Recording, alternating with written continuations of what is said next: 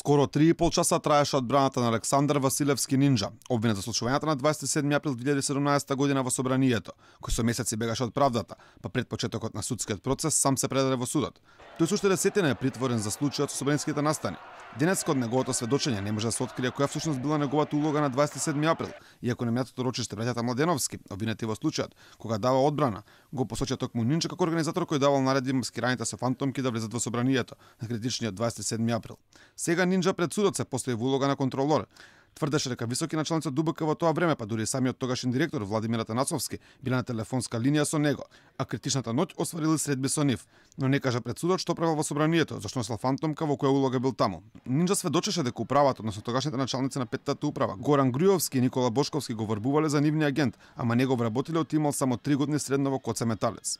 Кажа дека му даде службен пиштол и значка, радиостаница, ама не кажа дали земал плата од полицијата. За време на тричасното сведочење, ту беше обвинет ту адвокат, па во еден момент дури се заблагодарен судиката, кажувајќи дека нема повеќе прашања за обвинетиот, мислејќи на себе.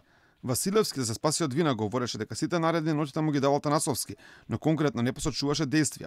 Говореше за наводен штаб во опозицијската партија, каде бил тогашниот директор на БЈВ и неколку поранешни функционери, дури им даде улоги кои со кого зборувал по телефон. Адвокатот на Нинџа Звонко Давидовиќ кажа дека неговиот клиент, истиот изгаз како и денеска го дали пред обвинителството во јуни, кога го доби обвинението со кој се товари за главен организатор на настаните.